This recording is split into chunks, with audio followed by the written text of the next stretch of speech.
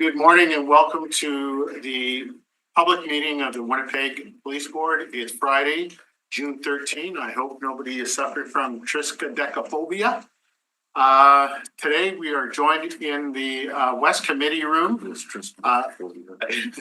We're joined by His Worship Mayor Scott Gillingham, our Vice Chair Colleen Mayer, Board Member Damon Johnson, Board Member Diane Redsky, our committee executive director Jeffrey Wiggett, our committee clerk Kate McMillan. We're also joined by the service by Chief Gene Bowers, Deputy Chief Art Standard, Deputy Chief Scott Halley, and Superintendent Daryl Ramkasoon. And also today we're joined by Tim Nicholson, who is the executive director to the Winnipeg Police Service. We have no delegates today. I would like to do our land acknowledgement and acknowledge that Winnipeg is located on Treaty 1 territory, the ancestral lands of the Anishinaabe, Ojibwe, Cree, Oji-Cree, Dene, and Dakota people. It's the birthplace of the Red River Métis Nation, and the water that we drink is sourced from Shoal Lake 40, located in Treaty 3 territory. We'll start by having someone accept the minutes from our last meeting, which took place March 7th. Your motion, Diane. All those in favor? Aye. Opposed, carried. We also need, okay, so we'll start with the report from the chairperson. Okay, so on behalf of the Winnipeg Police Board, I'd like to thank Kevin Selch for his service on the Winnipeg Police Board. Kevin's appointment expired on March 31st, 2025, and we wish him well in his future endeavors. We know that he took on this role as he was also president of the Winnipeg Chamber role. So again, his commitment to both roles shows his commitment to the city of Winnipeg. My report summarizes the events that I attended since our last public meeting of March 7th, 2025. On the 17th, I, along with board members, attended the swearing-in ceremony for Winnipeg Police Chief Gene Bowers and provided an address on behalf of the board to Chief Bowers. On the 26th, met with the Vice Chair and Secretary of the Board for a discussion on multi-year strategic planning process. We had strategic planning sessions on the 31st, the 9th, and the 11th of April. I did a media interview with the Free Press on April 27th with regards to the upcoming G7 summit in Alberta. We had a strategic planning steering committee meeting on the 28th. Board members participated in CAPG webinars on May 5th. On May 6th, board staff participated in the Ruben Thomason webinar. What is a board's role in overseeing workplace culture? There's a summary of all the activities between May and June listed in this report. I don't want to go through them all. They're all a matter of public record. Just want to summarize that, during this process, there was a lot of information that has continued to come up. Again, the work of the board is continuing now that we've hired our chief. We've got our instructions in terms of how we're going to proceed on our strategic planning sessions where we're consulting with the public. So again, the work of the board is truly continuing. So with that, I would like to move acceptance of the chairperson's report as information. Thank you, Colleen. All those in favor? Opposed? Carried. You will get a report from Chief of Police. Good morning, everybody. I know you introduced everybody, but Superintendent Ramkasoon is acting for Deputy Chief Cam McKidd. He was just recently promoted up into the executive offices, so happy to have him on board. So thank you. I am one of those superstitious people. My first board meeting on Friday the 13th. I'm so suspicious I usually would take this day off. So in any event, here we go. So I'm going to cover my report. It's been submitted prior, but maybe I would like just to touch on a number of things. So, I've met with my executive and shared the vision. We're currently aligning our strategic focus. We're also working with you on our new strategic plan. So I look forward to that. There are three reports that we always present every year: the use of force, by street policing, and police vehicle operations. So I'm going to speak to those later in this meeting. But maybe just some of the highlights and just touch points here as far as our business plan and what we're doing. So the service continues to leverage technology. The Connected Officer Program, that's where we have all our ability to take notes, statements, everything digital. We've got 512 members of the front lines that are equipped with these devices now. We're almost at the point where all our front lines are equipped with these phones, and definitely brings efficiencies to the front lines. So, and we're seeing more and more members using it regularly. So just as an update on that piece. And I don't know if you want to stop me if you have questions as I go through, or Well, and just as a matter of fact, I was witness to an incident that took place in the inner city here, and an officer interviewed me with the Connected Officer, which again, they go through some very particular wording leading up to taking that statement. So in my mind, it was done very professionally. Yeah, and I think we're getting better evidence, and it's way more timely. You could take 6 statements in the time it takes one. So, Diane, go ahead. Yeah, and we brought it up, I think, several times now. Just are we documenting some of the lessons learned or unintended consequences of the next officer to balance the technology with the people? So this particular device, it's still a person-to-person engagement. It's not like over like, say, a computer or not. So the one where that's a virtual police reporting, definitely there's when we do this, we request, is this something you'd be interested in? And then we would do a feedback to see if how they felt, if they liked it or not. Overwhelmingly, the people like it, of course, if we could provide that service in person, but just because it calls with volume and stuff, this is a different, it's a service, but a different level of service, of course. Okay, thank you. Okay. So I'll just speak about our community engagement. So Winnipeg police members participated and attended hundreds of meetings and crime prevention and education initiatives, and they're all listed in this report. I'm not going to go over every one, but I would like to talk a bit about what I've been doing in the community and my participation in the community engagement.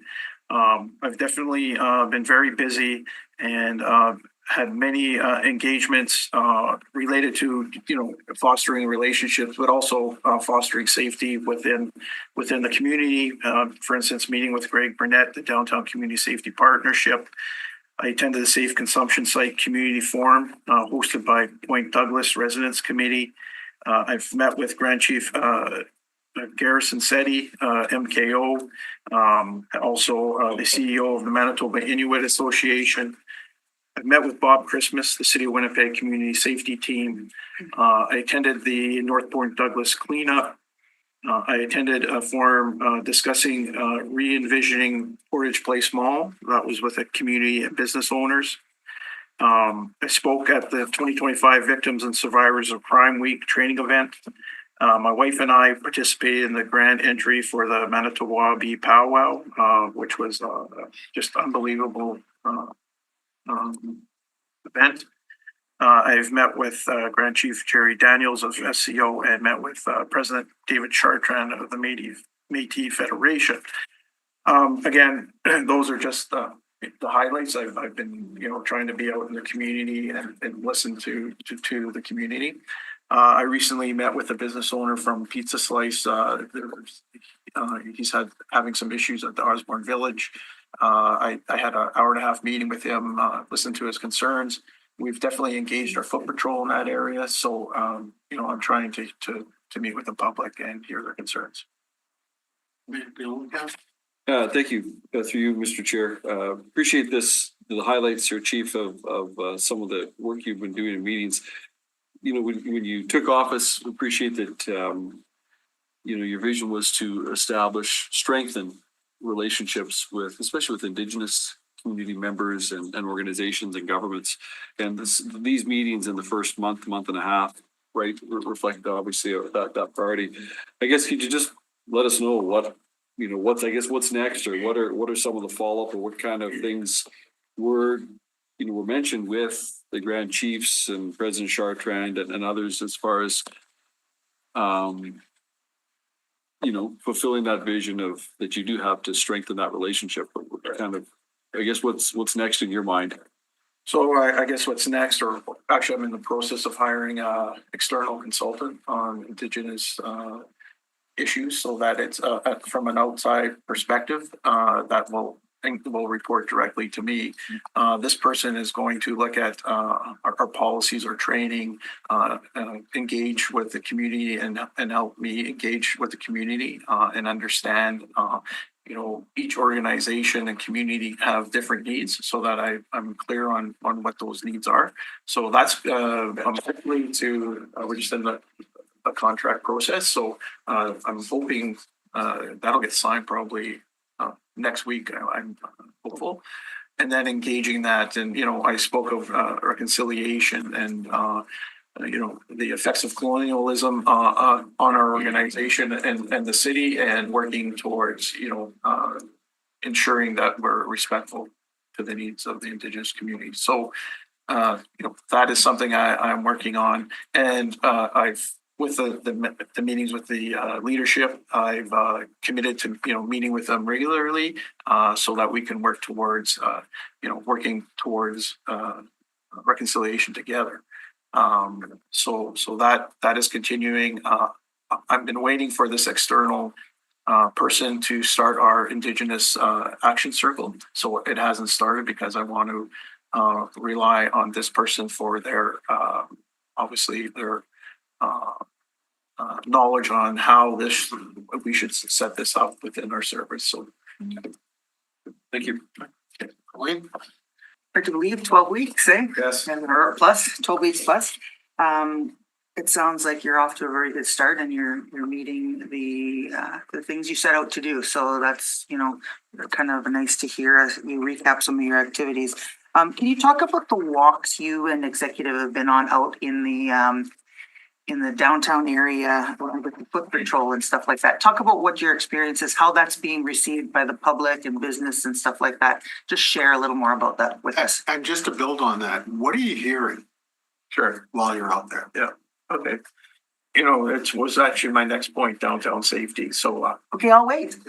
no, it's right here. It's right in line with. Then I just teed it up for you. How about Yeah, that? thank you. So the downtown safety strategy, we've been very engaged with that with the different organizations downtown. So we have 48 foot patrol members, half of which the province has supported us in funding. There's been 2,600 foot patrol hours in the downtown foot patrol area. And so we're maintaining that visible presence in the West End, the Exchange District, Osborne Village, and providing in that area 469 hours of coverage. So to your question, myself and the executive have been walking the downtown beat area. It's been well received on many fronts. Our members really like it because they have a chance to walk with us and tell us, about their job and what they're seeing. So they are seeing, I just talked to one of the fellows yesterday. He says it's unbelievable how happy people are to see them and how positive it is. And so he's feeling really good about it. And what I've witnessed when I walked into business and stuff, and we're really received positively, and that they really appreciate that that presence out there. It is making a difference. They feel safer, obviously. And our members do engage, they do make arrests, regarding, different incidents, thefts, disturbances, those types of things. But they're out there, as a partner. And I think it's really starting to gel really well. And they all know where the issues are and getting to know it and working on that with the community. So that is excellent. And that's what, I've seen. And again, I have a background in that type of community policing. And it was very nice for me to be out again and kind of reinvigorate you and to get excited. So, I mean, bus drivers are reaching out and shaking my hand. And it was, it was really nice. They really appreciate that. So, so we're going to continue that through the summer.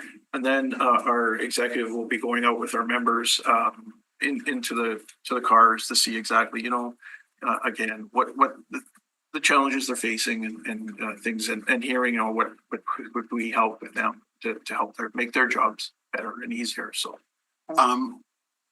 Mayor Gillingham, I don't know if you quickly can just share when we went out, I think Monday or Tuesday in the West Broadway area or West End area, Yeah. and the businesses that you interacted with, what they shared. I think, yes, thank you. I think further to what the chief indicated is that, business owners and residents appreciate seeing our men and women in the Winnipeg Police Service walking the beat, talking to people, building relationships.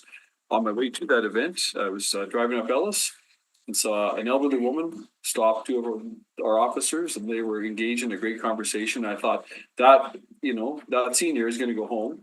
If they've got family, they'll probably tell their family at the end of the day. Met two officers, we had a nice conversation, and certainly the business owners I've talked to in the West End, Councillor Chambers and I spoke to, really did appreciate the increased presence of the Foot Patrol and the relationship being built. and this is just back to the downtown safety. This is just the start of our initiatives for the downtown safety. Working with those organizations that, necessarily it's not a police response type of a call. So we're able to, get the right response in there. Inspector Ellen Peters has done a lot of work in that field, in that area, with ensuring each organization is aware of what their roles are and each other's roles are, so that, we're not overlapping and we're identifying and responding to the appropriate calls for our individual organizations. So that's going on now. And I'm also continuing to work with Greg Burnett and DCSP. It's not in here, but I just had a tour of their offices. I saw their CAD dispatch that they're doing with fire. And we're just, talking about how could we, better engage them to respond to calls that aren't police related, and how we could do that and how they could get us to respond. So we're just initially talking about that and setting up some meetings regarding how that would look. Yeah, I just want to say thank you, Chief, for your leadership on that. For this to work, this Safe Winnipeg initiative concept, this connected community blanket of safety to work with all agencies doing their part. For it to work, the leader of each organization has got to envision it, and you envision it. I thank you with yourself, Greg Burnett at DCSP, Bob Christmas at the community safety team, even Chief Schmidt, right, with fire paramedic. For this to work, this real coordinated approach. It takes the leaders to lead it. So I thank you for envisioning it and being part of it, because it's critical for the people, the businesses in our downtown, and for all of the folks who will come and visit our downtown as well. So thank you. Cool. So a good start. 12 weeks of probably just went by that fast, and it's nice to see that you're reconnecting with community. And so my question is, what have you heard about what we can do better or differently? Well, I think what I'm hearing is that they're happy that I'm connecting, that the service is including them in conversations, on things that affect their community members. So I think that's a big one there. We've just started, and I really think we're going to take off on this once we get our Indigenous Advisory Circle in place. And, again, it's about, not making decisions or making decisions with, the community in mind. So I think that's something that I'm hearing a lot of, like, don't make these decisions in isolation. And I think that's been sort of the feeling out there, that a lot of decisions and policies and procedures that the police are made in, I guess, in isolation in the police, world, and that this is going to be, different, that there will be a voice there. So I think that's the biggest thing I'm hearing. Okay, want to continue? Sure. So I just want to touch base on the Manitoba Integrated Plan of Offender Apprehension Unit. They've now been deployed since 2023, late 2023, and recently had their 700th arrest. And again, these are violent offenders. Some of them are the most violent and repeat offenders, unfortunately. In this last quarter, 8.1% of the people that this unit arrested had already previously arrested. I think the year-to-date number is 18%. So of that 700, a lot of good work there, and I do think that has an effect when these are violent offenders, and if they're off the streets, they're not reoffending, at that high violent level, and that's keeping our citizens safer. 85% of those individuals arrested were named in a warrant and were already on bail, parole, probation. So again, significant. A lot of these offenders are out on bail, recommitting, and then this unit sought them out and brought them before the court. So, Mayor, go ahead. Thank you, Chief, for this, for all, consistently including this metric in your reporting. This to me is the most disturbing part of the entire report, because it is chronic. And 700 arrests since March 2023 is almost at one a day. Pretty close to one a day. And so just so I'm crystal clear, then on this table here, the third line says percentage of offenders apprehended while on bail, parole, or probation, 85%.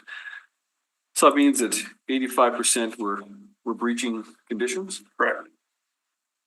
Okay. I know in the past, the chiefs of police of Canada have called for criminal code and bail reform. I know there's a matter of discretion that judges have, that, there's a separation between the judicial component of our system in Canada and the administrative part of it. But I guess as a chief of police, would you, for Winnipeg, are you in agree with other chiefs of police across Canada that we need more reform and within the system so that repeat violent offenders for breaching orders are off our street? Yes. I mean, our members are seeing this, and, there's a level of frustration when, and again, I was just speaking with the pizza slice owner, and there's an individual there that's been arrested a number of times for throwing a pickaxe through his windows. This individual assaulted a number of elderly women later after being arrested and released, and then was arrested and released for that, and released again, and then committed another offense. So the businesses are seeing it, they're frustrated. Our members obviously see it, and there's a level of frustration.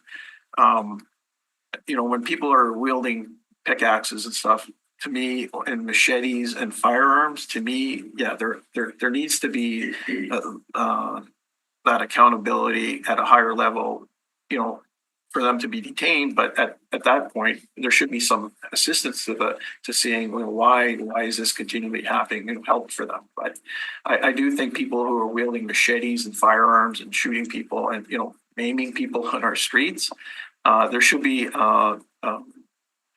restrictions barring them from release. So that's what I would like to see, and that's in line, I think, with the red chiefs in Canada. Those very serious offenders, they need to be the bail. They shouldn't be on bail. There is a reverse onus currently that is helping, but again, there's still people being released. Oh, appreciate that. And, you know, as mayor, I've sat with our members of parliament, the ones that have just been reelected, the newly elected, say, I know that the federal government made some changes to the criminal code and reverse onus as of January 2024. I think those changes came in, so maybe it takes a while to see that, but I press them to say, our city has got to be safer. I don't want to see, none of us around this table wants to see us continue to be at the top of the violent crime severity index. And part of it is if we've got individuals who continue to perpetuate crime and cause terror in our city because they're out on bail. Like, we want those people to get well, but they're not getting well, in my view, running around the city with, causing more violence.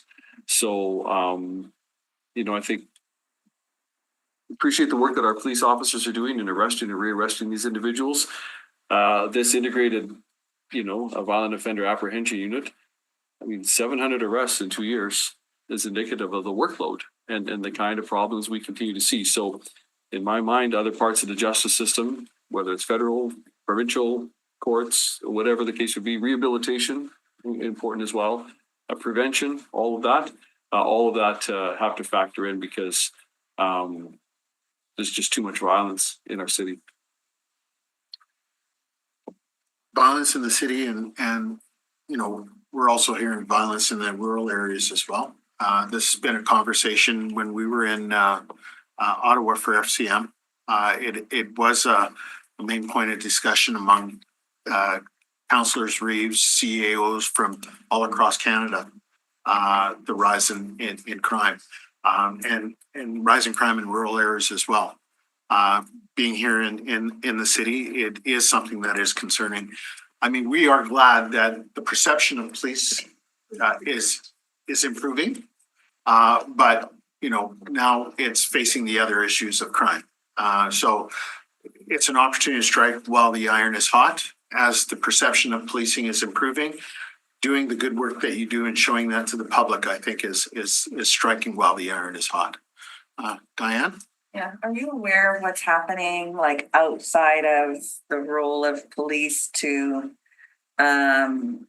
address some of those challenges as Mayor Gillingham was outlining around like prevention? Like, is there some, like, what's going on in the broader justice community to so we can see some positive impacts with these numbers going down? Definitely, with Project Surge, those types of initiatives that are police driven, but on the back end, there's the wraparound, the help for the people that are, getting in trouble with the law. Definitely with the youth, that's important.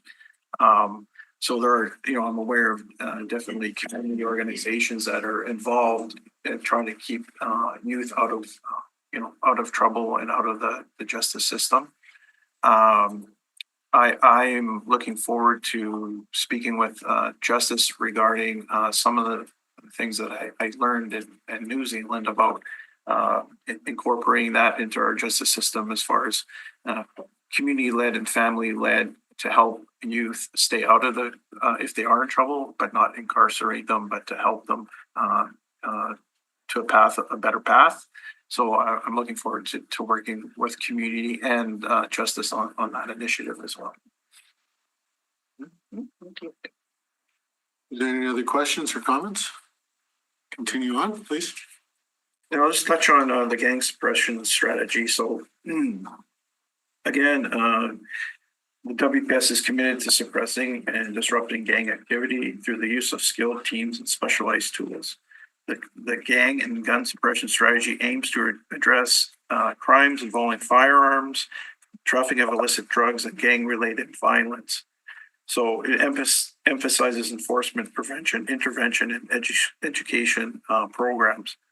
Just on the enforcement side of things, we've seized 223 guns in this last quarter. We just recently had the conclusion of the Project Quarry. It was in the media yesterday with 5 charged. 30 guns were seized. That and significant firearms that were taken off the streets, and a quantity of drugs. This was an integrated joint effort with the RCMP, our Drug Enforcement Unit, and our Firearms Investigative Enforcement Unit. A very successful project, but just an example of these. I mean, that started in November. These types of initiatives take time. And they take resources. But when you have results, when you get 30 guns off the street, and now we forgot, so that's 253 guns off the street, just this last, that's a lot of potential violence that we've, disrupted. So Is there drugs in that one as well? yes, yes, yeah. But, so that's just an example, of the enforcement piece. I know I've spoke before about the prevention with our two gang prevention, officers doing great work.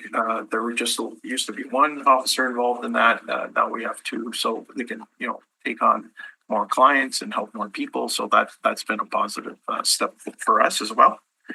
Barring any questions, I'm going to move on. The alternate response to citizens, so our ARC, we continue to help reduce the demand on the frontline resources by providing mental health assessments and other services to individuals involved in non-criminal, low-risk crisis calls. ARC responded to 760 events in Q1, 250 of which were waiting for dispatch in the general patrol or frontline. So we took that load off the front lines. And again, that's something that I want to work towards. One of my goals is to reduce that pressure on our front lines and give them the ability to do some of that community work. So that's going to take a little while. I'm just, again, I mentioned it at the start of this meeting, our executive met and we're sort of aligning our plans on how to address that and to reduce that pressure on the front lines. Not only on the front line, like reducing that pressure on our members, but providing that better service to the community and being able to respond quickly to their calls. So that's ongoing.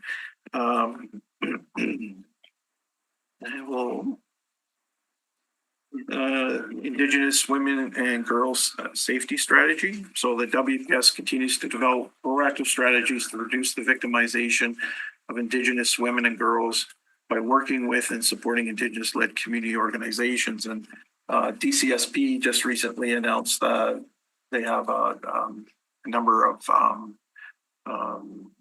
people that are going to be able to help Indigenous women and girls on the street from the potential being exploited.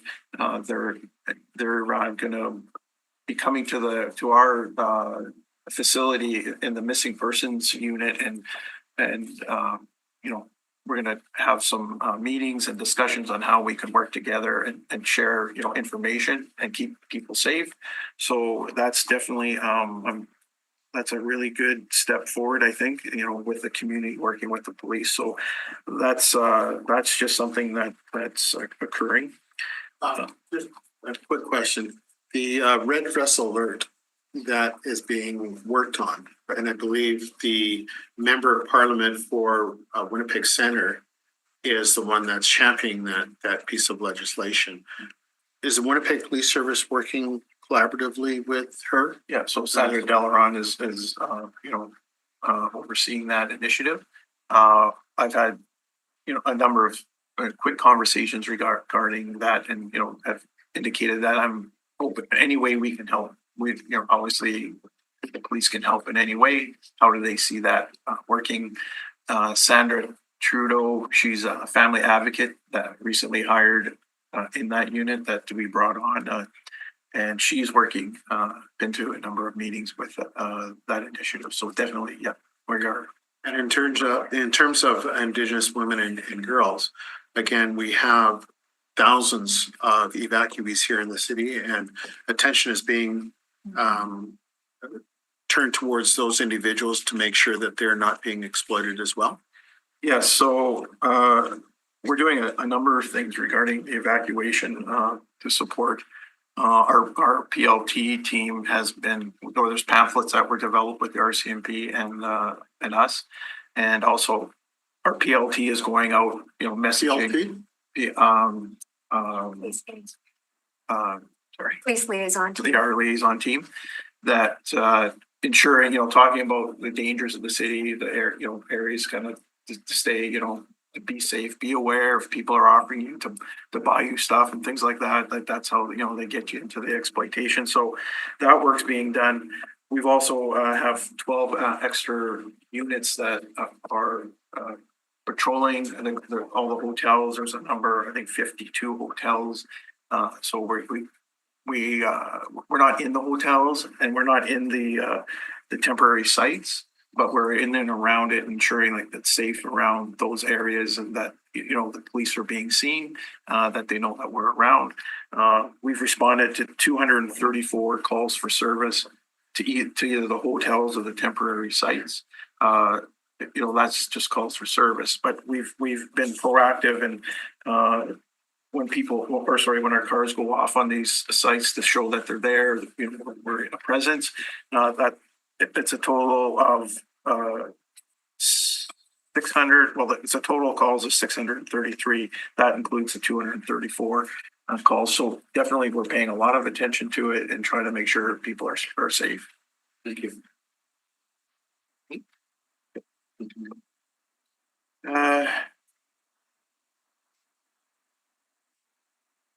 So the last point, because you're probably getting tired of listening to my voice, I'm just gonna speak to the Tallow acquisition. This is it's playing a key role by mentoring applicants from a wide range of communities, Indigenous, racialized, and female, who may contribute to the WPS overall of our diversity within our organization. Again, I think our services about 12.5% are Indigenous within our service. I've looked, throughout the ranks here, and we have Indigenous members throughout our ranks, including the executive. But again, one of my priorities is to increase that so that our service represents the people that we serve. So part of that is the work that the Tallow acquisition team is doing, and here today is Jason Ulrich from our recruiting, and he's here just to explain how that works, how that's working, and sort of the successes of that program. So I'd just like to have him come up and provide his presentation. Thank you.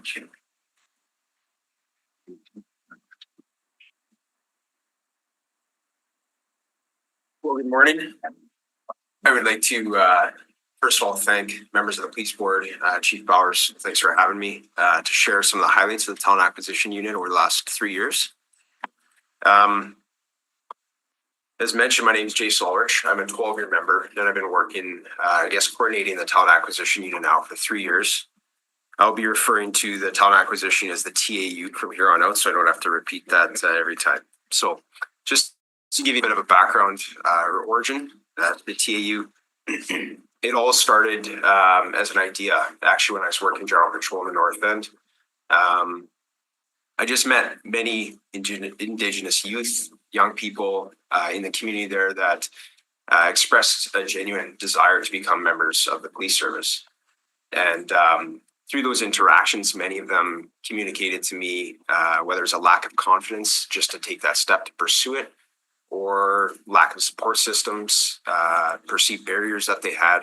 And so that's really where it came to my mind was how can the service, how can we be of any assistance to these individuals in these situations? So ultimately, I was assigned to Division 34 Human Resources. I came there and just familiarizing myself with police recruiting, I saw a need for increased proactive recruitment efforts to increase certain demographics, namely Indigenous people, racialized women. And I saw just also a significant decline in applicants in general. The applications that we get now are significantly lower than they were even in the last 10 years. So that's what I noticed. In response, I saw an opportunity to introduce the Tallow Acquisition Unit to really just advance the benefits of improving diversity in the service, and to, ensure that our service represents much of our growing population here in Winnipeg. So since 2017, we have seen a significant increase. And 2022, since TAU was implemented, that's still trending in a positive direction. So a little bit of a history, if I didn't say it already, in May of 2022, that's when the TAU was officially launched. I've been coordinating the TAU ever since, overseeing our proactive recruitment efforts and initiatives, as well as our mentorship program. And currently the TAU consists of one full-time member, which is myself, and we have 7 part-time sworn members who have assisted, or I guess expressed their willingness to assist in mentorship opportunities when called upon. So the composition of the TAU is divided into 2 components. I guess not really informally divided into 2 components. There's the proactive recruitment initiatives and then the mentorship program. So our proactive recruitment initiative focuses primarily on identifying, and then our mentorship program focuses on nurturing the employable development of people in these situations, retaining good applicants in our process, making sure that they stay competitive. Our proactive recruitment initiative, we're really focused just on inspiring, encouraging certain applicants in these situations who are interested in a career in law enforcement to really just overcome those perceived barriers that come with whether it's systemic or cultural limitations that come with being associated to a marginalized group of people. We've over the last 3 years, several different initiatives we've launched. The past 2 years, we have facilitated the Indigenous People in Policing Career Workshops. So we have participants from all across the province coming in who are interested in a career with the WPS. We provide them with a 2-day career workshop. It's very insightful. It's an exclusive opportunity for them to learn our application process, our career opportunities. They get hands-on experience right in our written test, our physical abilities testing, panel interview preparation. So it's really just about giving them the tools that they need to succeed. We also host the Women in Policing Career Workshop. Again, very successful, very similar structure to the Indigenous People in Policing Career Workshop.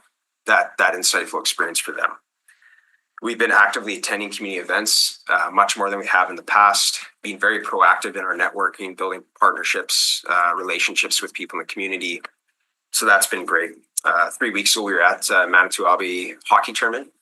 We set up a booth right at the front of the arena there and had amazing interactions with a lot of young Indigenous youth who are aspiring hockey players, and many of them want to join or pursue a career in policing. So that was fruitful. The mentorship program, really, it's just, again, about removing those unnecessary barriers. So giving them the tools to build the house. We're not building the house for them, but just giving them the tools to do it. Creating that circle of support and mentorship that many of us have had through our application process that some don't have. So giving them that. The areas of mentorship include anything from cover letter and resume drafting, like as simple as that. I've had several applicants who have never drafted a cover letter or resume before. So sitting down with them and going through that just to get the ball rolling for them. Physical abilities testing, a lot of mentorship comes there. It seems there's a false understanding or expectation of what's required in physical testing for our recruitment process. So putting our participants in this, exercise mentorship regime, like 6 months to a year out to get them in physical shape. Panel interview mentorship, again, many applicants or participants have never had the opportunity to have a job interview before. So prepping them for that. This is where the tech comes in. Let's hope I remember how to do this.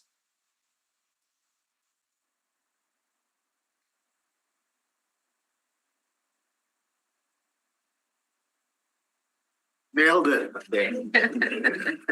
I think I'm a part of the millennial generation, so that helps with the tech. Okay, so perfect. So I'll just quickly go through some of the statistics since 2022 when the TAU was launched. So since May of 2022, this is for police. The TAU has mentored 175 candidates, 90 of which have been hired. And of the 90, 65 have self-declared as Indigenous, racialized, and or female. Just for the purpose of going through this, also, when I say self-declared, I'm referring to those three groups. Since May of 2022, the TAU has mentored 48 candidates of the Cadet Central Processing Officer competitions. 26 have been hired and 20 have self-declared. So a little bit of I guess I'll give a illustration of this or try to interpret this. So this is a graph that was created by our organizational development support system or support services. So Recruit Class 167 was our first class that the TAU's ever been implemented, as you can see. So we mentored 2 candidates there, one of which was hired. It's a male, Indigenous male from Saugeen First Nation. And from what I've been hearing, he's doing excellent. Recruit Class 168, we have mentored 7, 5 were hired, 4 of which self-declared. Recruit Class 169, 56 mentored, 18 hired, 14 of the 18 self-declared. I should note that in addition to the 18 hired, or I guess successful, 13 candidates were also successful. We carried them over to the next class, obviously with I guess the allotted class amount.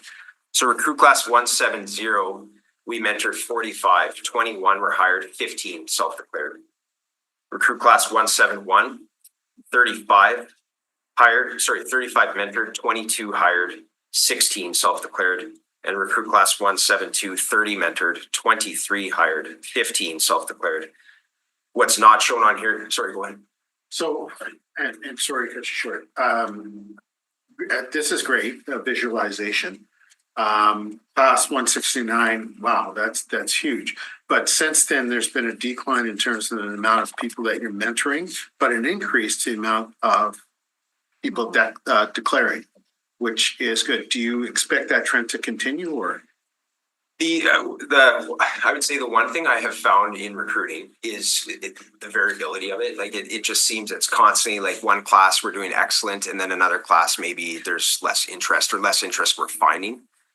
So I recognize that there's I guess a downward trend in the amount of people we're mentoring. I'm really trying to take pride in the quality of mentorship versus the quantity. So I know for 169, we had at that time we had a lot of part-time mentors who volunteered to assist. And since then, I believe at that time our team of mentors was 15. I believe now we're down to 7. Just busy schedules, transfers, guys and girls unable to help out anymore. So does that answer your question? Yeah, no, thank you. So what's not shown here is Recruit Class 173. So we actually just hired this class earlier this week. And of the class starting on August 25th, 21% will be Indigenous. 21% have self-declared as Indigenous, 21% racialized, and 19% female. The TAU, we're currently mentoring 13 candidates for Recruit Class 174. Of the 13, 12 are self-declared. So for our cadets and central processing officers, Cadet 23, we mentored 10, 6 hired, and all of which self-declared. Cadet Class 24, 5 mentored, 3 hired, and 2 self-declared. Cadet Class 25, 7 mentored, 3 hired, 1 self-declared. CPO, Central Processing Officer, Class 7, 2 mentored, 1 hired, self-declared. Quick question. So at the other end of this, as members are retiring, is there a process of declaration so that you're aware what demographics are retiring so that it balances against your recruitment? I don't know is the answer. I would love to figure that out for you. I know there would be our recruiting supervisor would for sure have access to that information. So I would certainly like to provide that to you. That's something I think the board would be interested in knowing. And again, it does speak to what the overall averages are in terms of racialized officers in the complement. Cadet Class 26, 16 mentored, 8 hired, 6 self-declared, and Cadet Class 27, there are 8 mentored, 5 hired, and 4 of which self-declared. So just the second last visual pie chart here. So this is the percentage of police recruits mentored by the TAU and hired who have self-declared as Indigenous, racialized, and or female since we started 3 years ago, 72%. And then for cadet and central processing officers, again, a pie chart here. This is the percentage of cadets and central processing officers mentored by TAU and hired who have self-declared is 77%. And just, sorry if I could just interject. A lot of the recruits that we end up hiring, police officers, come from this group as well. So it's works on both sides. Either the mentoring right into to recruit class, or they go into a different part of the organization, but then eventually become officers. So in terms of looking at this chart here, I mean, I had other, the question I was going to ask was what strategies you have in place for recruitment, looking at different areas such as cadets, DCSP, or community safety officers, potentially military, university. You're looking at all of those areas as potential areas where you can recruit from? Absolutely, yeah. So in fact, just last week I met with Bob Christmas of the community safety outreach team, just to talk about brainstorm different ideas, how we can effectively work together. We have a lot of applicants that don't quite make the cut for police, but would be excellent as a stepping stone with the community safety team, and vice versa. He has guys and girls working for his team that would be are ready for the next jump. I've met with Greg Burnett as well several times for coffee, just talking about the downtown community safety partnership there. So yes, we're actively involved networking with different groups here in Winnipeg and as a matter of fact, across the province. I was just out in Brandon with the First Nation Safety Officer Program training at Assiniboine College. So yeah, just trying to get us out there and see how we can do there. Perfect, thank you. Sorry, that's the presentation. That's the presentation. Right. Thank you. I just wanted to mention that Sergeant Tammy Lapushiak, who oversees the program, is here as well. And if I don't know if you've had any other questions, but thank you for coming as well. Diane? Yeah, this is mainly for the work of the board that we have talked about. As we're looking at recruitment and aligning this with our transformational change agenda, we're really going to have to be aware of how that aligns with the recruitment and mentorship. So and I see probably a big role for your Indigenous consultant to inform that. I think the communities need to be involved with having input into that transformational change agenda, because recruitment there's an opportunity for recruitment to improve when the values of the community and the police service are the same. And I would say that we're not quite there yet with, we're not going to have people recruit if they're going to be working for a place they're not going to thrive in, where they're not going to align in. And so we have to take a look at this system to make sure we're doing everything we can based on our transformational change agenda, so that we are recruiting people that are really going to have positive impact in the community. And I think we're missing some, because there's some work we need to do with the Winnipeg Police Service and its structure and governance and how it operates. And so that is, we have talked about this in the past, and I just want to make sure that we're all on the same page as we look forward, moving forward. Right now. Colleen, go ahead. Thank you for your presentation. It's good, welcome information on it. You talked about, you had a booth set up at Manitowoc, and so where else where is your outreach efforts going to garner interest in this field? And the second part is, when cadets go through, or candidates go through the process, And if they're not a fit by their own expectations, or whether they're not a fit, is there any follow-up with them if they still have the desire and the heart to be an officer and try again? Like, or is it just your job stops? Can you talk about that process and staying on top of these? And you talked about the connection with Downtown Safety Patrol and other avenues that may be a better fit for them. Like I said, either whether they feel that or the service feels that. What does that look like so that they're not just going through this program and then nobody's following up? Where are we utilizing? What do you do after the fact? Yeah, thanks for that question. I guess for me, it's what we like to. It's not a sink or swim kind of thing. It's a mentorship thing. So if we have a participant who's expressed this genuine desire to become a police officer, we will walk with them through that journey. So if they are unsuccessful the first time around, it doesn't stop there. I do continue that communication with them, ways to improve. As I mentioned, part of what our mentorship includes is the physical testing, and we do see a lot of applicants, generally speaking, eliminated at the physical testing component.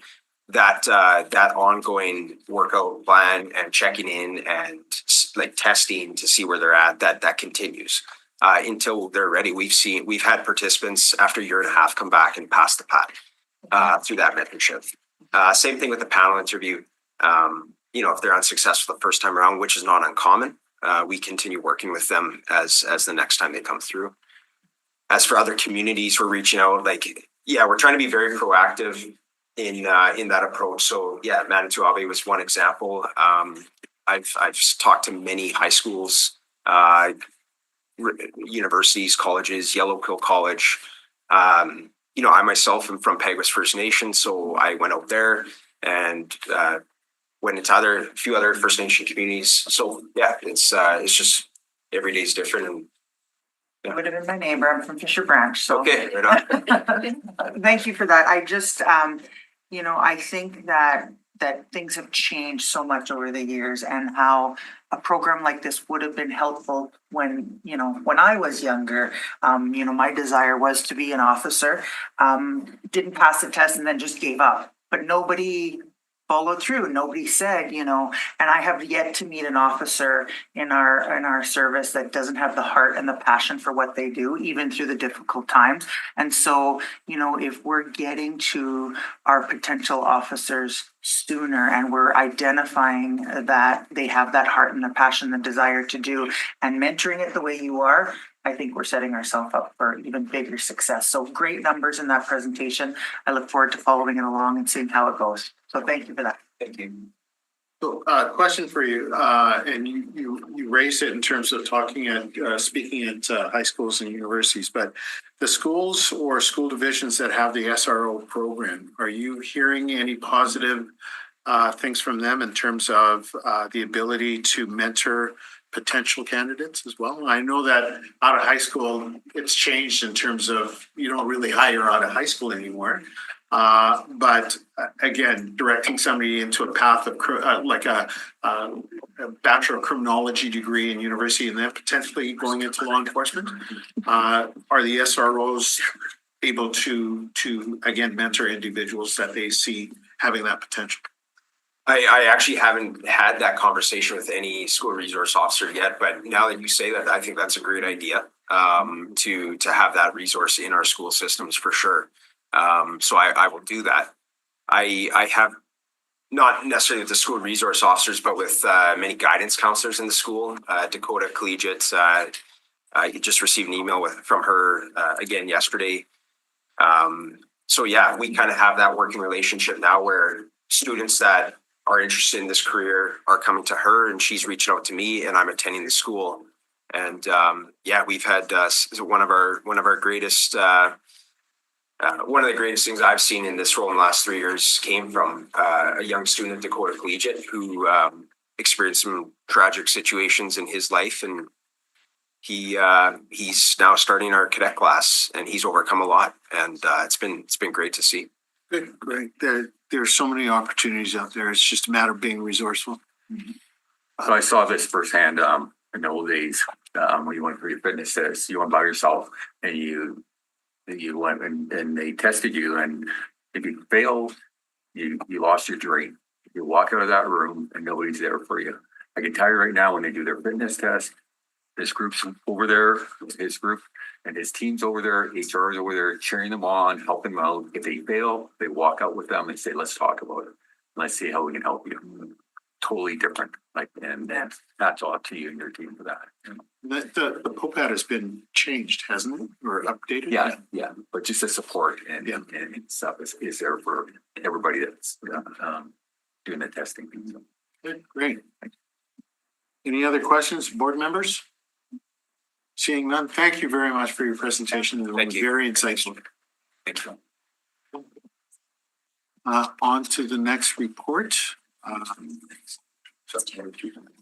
So we'll need a motion to accept agenda item number 2. Damon, all those in favor? Opposed, carried. Move on to number 3. So this is my report. The attachment is there in part of the record. It lists out some of the activities of myself and board staff have undertaken since our last public meeting.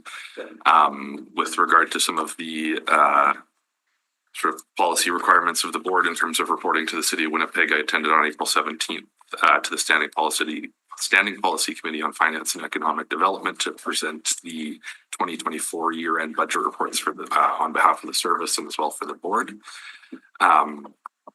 A bulk of my activities are going to be covered in a little bit more detail later on the agenda. I think 7 through 11 is largely me, so I'll speak to some of those in more detail. Then, generally speaking, I'd describe my activities over the last couple of months as really geared towards the implementation of our strategic planning process and planning some of our community engagement processes and starting to dive into what a business and strategic plan for the board would look like in accordance with some of the priorities that have been identified by board members over the last several months.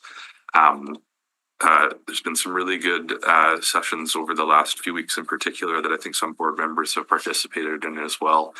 From the national body, the Canadian Association of Police Governance, there's been some webinars dealing with some particularly relevant topics to our climate here, public engagement, strategic planning, the role of the board in supporting the workplace culture within the service and how the board can leverage its role to really promote the health and well-being of officers and drive up community perceptions and trust. I've shared some of that. Like I said, there's been links available and some have taken in. More of that will be forthcoming over the coming months as we implement some of those plans that have been discussed within the board. I want to touch very briefly on a couple more sort of community-minded events that I've been able to go to. Back in March, I attended a forum put on by one of the city councilors, Councillor Lukes, with members of the business community from her ward who were there, and the police service sort of led the discussion in terms of safety measures for businesses. But it was a really great opportunity to hear some of the priorities, needs, values, expectations of that community. On May 13th, I got to attend an engagement session put on by Giganawani Menenig, and I apologize if I mispronounced that, but I tried. That's the implementation committee for the Red Dress Alert project. They held an engagement session for the leadership of City Winnipeg departments. And so I was there on mostly sort of a listening exercise to hear what some of those forward customer service entities, what kind of role they thought they could play in the implementation of that initiative.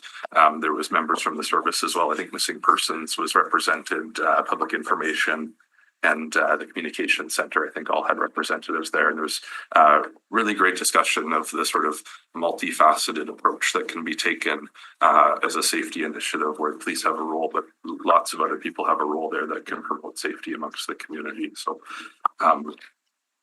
but like I said, I'll discuss some of the activities later on. But Any questions, board members? Seeing none, need a motion to accept his information.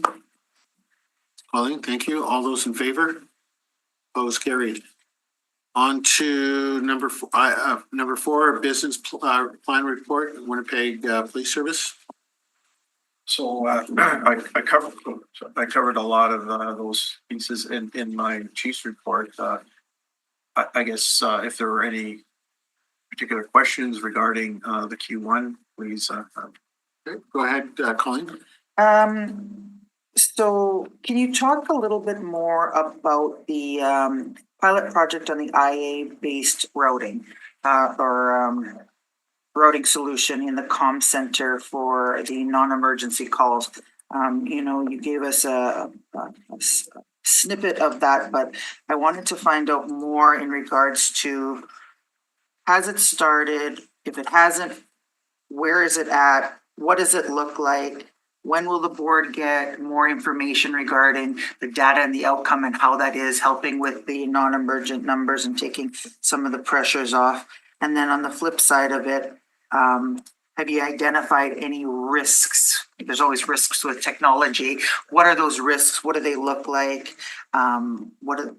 Just data and information. And I know it'll probably be ongoing for a while, but just maybe this is kind of my first opportunity in this sphere to kind of ask and bring it up into the spotlight, because I think this is something that will be a great solution and help out not only the comm center, but you know, you and your executive looking at numbers and how you can move pieces around to make it better and stronger, because we know that or you hear it anecdotally, you hear it from friends and family, they call in, they're not getting necessarily a connection with someone, or they don't call at all because it's been frustrating over the years. Nobody's answered the 622 number, things like that. And that has gone on for years and years. Like, that's not something new today. It's just, so how do you perceive that this new AI involved technology is going to enhance and improve it? Well, as I started my presentation, I do believe in leveraging technology, and I know there's benefits and risks with it, and definitely this is something that a path that we're going down with technology. Every industry definitely utilizes it in some manner. Actually, Deputy Chief Scott Halley, he looks after this area and probably he would have more, got a lot of questions there, so he might be able to answer that. We'll give him a shot at it. I will try my best. As technology related. So, but before I speak this is the technology that we're piloting is on our non-emergency line. And so it is not a 911 call is still going through to a 911 operator. Of course. This is strictly for non-emergency calls. So there's no risk to the public. And if there is an issue with the testing, when the testing was happening, it would immediately go to one of our call takers. So again, no risk to the public whatsoever. So sorry, not that I mean there's a Oh, I risk just wanted- sorry, you're right. Put Yeah. that on It's a the public record. meeting. I just want to make sure. Yes, sorry. Yes, I get that. I just want to make sure that the public is understanding what this is going to mean for them. Sure. So it is a pilot project that we're undertaking, and it's intended to replace our existing interactive voice response, or IVR, that many businesses operate in. I think a lot of people, when they phone, if they're like me, they hit buttons until they talk to a human being. So it's meant to a technology meant to replace that system that we have in place. Obviously, the testing is to make sure the technology is at a place where we want it. So we undertook, there was been 3 rounds of testing that have gone on. The first 2 rounds, we were not entirely pleased with the results of the testing. A lot of calls were being forwarded to the call takers, like more than the number we were anticipating. And the main issue appears to be the use of a Canadian-based text-to-speech. This is the technology piece that I'm trying to work my way through. The text-to-speech service, it was a Canadian-based transcription provider, and it wasn't performing up to the vendor of the actual technologies requirement. It was missing transcription, so words were not being picked up, and there was a lot of slow responsiveness on the conversational aspect of the product. So the vendor recommended transferring back to the US-based service before proceeding with more testing. The US-based service, however, has been completely put through the privacy impact assessment and has been approved. So there is no issue as far as that is concerned. We had a third round of testing that went on yesterday, and I just learned this right before I walked in the meeting. The results of that testing was exceptional. There were 60 calls that were received during the time period of the testing, and only 2 were diverted to a call taker. So it was able to handle 58 of the 60 calls that it received. We're not the only police agency in Canada that is undertaking a pilot project as far as this is concerned. Peel Regional, a very well run police agency down in Southern Ontario, is also engaged with the same vendor. So we're hopeful as the continued testing goes on that we will get to a point where we are able to replace our IVR system with this technology. Not 911, just our non-emergency calls. And AI is more intuitive than IVR. I mean, it's machine learning. It's machine learning, and that area is expanding at a rate that we have never anticipated. So we don't know where this will end up going, but we are on board. We're one of the leading agencies, I would say, in Canada as far as this is concerned. And so we'll continue to see advancement as it goes along. But ultimately, at some point, human intervention may become necessary. Or it does become, in terms of, press this or as you. Yes. Human intervention does become necessary. Absolutely. Yeah. The system will actually recognize it, I believe, and put them through to an operator. Yeah, if they wish to speak to an operator, they can. But that is one of the options that we have. However, non-emergency calls, a lot can be handled through the system. Like we divert a lot through to our. Can you give a typical example of what a non-emergency call that AI would respond to? If somebody's had their shed broken into, for example, I mean, that's an online reporting, but oftentimes people will call because they're not aware of our online reporting. So when the AI technology receives the call, understands that this is a online reporting option, it will provide them with the link to the individual with a link to actually go online and make the report. That's kind of your typical call for service, where it would really come in handy rather than hitting 15 different buttons to find out that they could have done it all in one. So I can finish my thought process on this and extract a little more information from you. Sure. So will there be an integrated approach to this, or will there just be a live day, or what are you thinking of how this is going to roll out?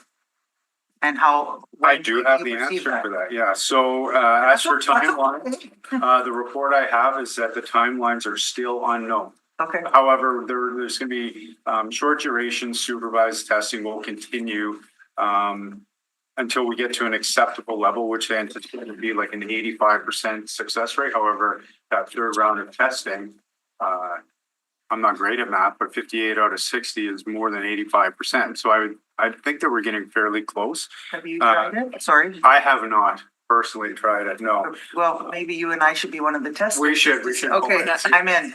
So there'll be a period of time where we're going to run the AI product with support personnel available as well. So it's not going to be flip the switch and the technology is going to take over the calls.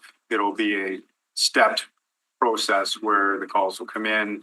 The AI tool will be doing its function. However, there will be human beings in the background ensuring that it's doing the job that it's doing. And I guess once we get to a point where we're comfortable transitioning completely to it. And again, the comforting piece in all this is if the person who's calling at any point wants to speak with one of our call takers, it will direct them to the call. So there's always that option. It's just not stuck in the ever ending. We've all had those where you just cannot get to someone and then they're just hanging up and not reporting and your numbers are not true Right. on what they should be. So sorry to preempt some, I know you don't have all the information, but it's something I'd be curious to hear on a regular until. Sure, yeah, we can talk about it. And I'm glad that round 3 was better and it's all positive and, sometimes best laid plans and like any project, right? Timing is everything. It was yesterday, so it was nice to bring some good news here today. Yeah, great. Thank you, Scott. I have a quick question with respect to traffic in your report. Looking at some of the stats on the chart, number of speeding offenses captured by mobile photo enforcement, 13,534. First question I have is, how are the discussions going with the provincial government with respect to the photo enforcement, image capturing photo enforcement program? Scott. I probably would throw this over to our executive director of strategic affairs. She is our liaison with the province. I mean, we have been engaged in discussions with the province, and I'll let Kim talk about it. So the drafting of the regulation is completed, and we're working to advance a timeline. And it was put on hold through the session, but with the House rising in beginning of June, we've reached out to establish a timeline. So you'll be able to report back to the board. Okay, great, thank you. Again, summertime is coming. We see the increase of speeders on the road, and more specifically, cruise night. What strategies do we have in place in terms of some of those activities that seem to typically upset people who are just wanting to sit in their backyard and on their balcony and have an enjoyable weekend? Our traffic division has been involved in cruise nights for a number of years. They have, as you say, it's we don't want to take away completely from the enjoyment of the individuals who do cruise on a Sunday night. However, Responsibly. right, responsibly cruising is okay. Irresponsible cruising is not. And we do have the public that do frequently complain about the noises of the mufflers, squealing of tires, revving of engines, those sorts of things. So, And just the behavior, I mean, it's unsafe, drag racing. yeah, yes, absolutely. So our traffic division is always out on a Sunday night. But the key to this is similar to the PLPs, is building relationships with the individuals who are the avid cruisers in our community. And basically, a lot of our traffic people are vehicle enthusiasts as well. So it's forming relationships, explaining to the cruisers what the boundaries are, what's acceptable behavior, what's unacceptable behavior. Showing off the cars, popping the hood, showing off the engines. There's nothing wrong with that. It's all the irresponsible behavior. And it's also engaging a lot of these, there's different cruise organizations as well. And they don't like when the members of their clubs are behaving badly either. So we kind of leverage the support of the organizations to try to ensure that their members are being responsible when they are engaging in cruising. We'll always get complaints. I mean, we can't be everywhere at once, but we are out there. We do engage with those that do cruise, and every now and then we do have to engage in a project because sometimes we have some serious issues with larger groups of cruisers who aren't obeying any of the rules of the road, not being responsible, not being considerate of people that live in the city. So yeah, we do targeted projects every now and then on it. So, and dovetailing into my last comment, with respect to distracted driving. I'm on the road every day, kind of, my head is on a swivel, seeing the amount of people with cell phones actively either texting or speaking on the phone with their handheld device. It's becoming somewhat disturbing, actually. Saw a near miss just the other day, just on St. Mary's Road. Somebody engaged in their cell phone, and there's a lot of construction on St. Mary's Road right now. So just about hit a pylon, which would have struck a worker had that occurred. I know that, operations involving distracted driving are somewhat labor intensive in terms of having multiple officers on site to one to witness it, the other to pull them over and discharge the offense notice. But again, it is a serious situation in our city right now. Yeah, we have officers that do enforcement as far as that's concerned.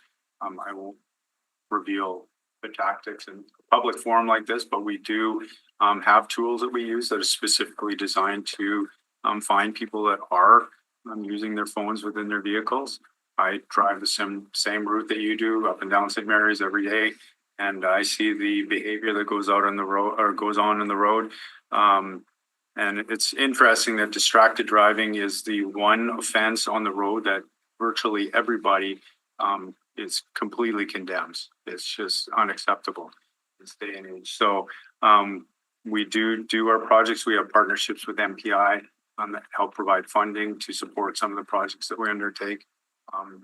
It doesn't, as much enforcement as we do, it still continues to be a problem on our road. And our members tell us out there, and we see it every day.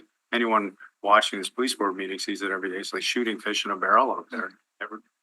Everyone around you is on their phone. No, not everyone. Nobody seems to listen. Not everyone. I mean, with the positions and titles that I hold, if my phone rings, it stays in my pocket. Text messages appear or are read out on my dash. Not even read, but audible. So again, if I leave my phone alone during my commute back and forth, the majority of Winnipeggers should be able to too. Go ahead, Colleen. I think that as time has gone on with this, I think people in the public, a couple things, are getting complacent with it, or they're willing to take the fine, or if they get caught. I don't think the fines are actually hurting enough. I think that's part of the problem. It's not enough to hurt your pocketbook for you to make a physical change. You'd rather pay the fine and deal with the ticket and move on. I think that's where we're getting as a society, that there are worse things than paying I don't know what they are, but because I've not got one. I've not gotten one because $692. well, it's not hurting enough, I guess. I don't know, or maybe there's not enough. I'm not saying that that's you, like that's the service and what you're doing. I just think as a society, we're not. They'd rather take the risk. It's addiction. I think it's addiction. I really do. I think just can't put their phone down. They're dying, and then they're light weighty, and they're just you can see. Well, that's what I mean. As a society, it's just that quick intake of current information now, right? So, but it's distracting to the point where you're taking your attention off of the road, going through a construction zone, which is not safe for anybody. Okay. All right, any other questions or comments? Go ahead. I just want to ask for our next meeting, if we could have someone present on the red dress alert. I don't know what protocol is. Sorry if I'm out of line. I think it's important for the public to know about the red dress alert and the role of the Winnipeg Police Service. We could have somebody speak to that. Any other questions or comments with regards to item 4 on our agenda? Seeing none, need a vote to accept it as information. Diane, thank you. All those in favor?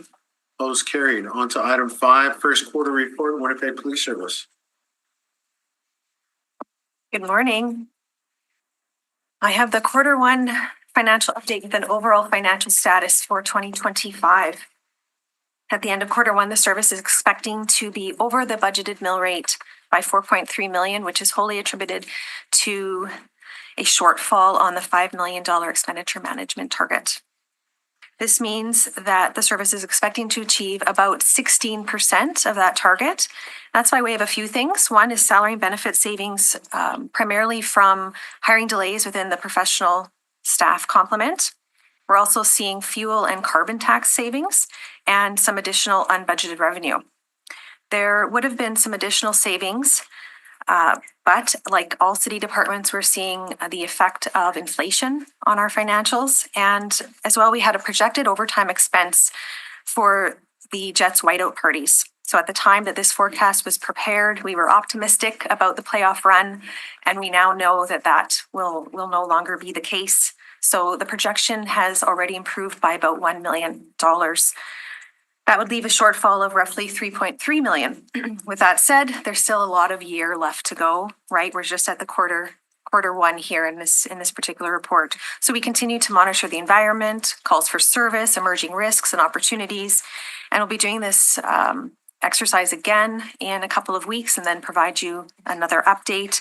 And we base that on the best information available to us at the time for all of our business lines.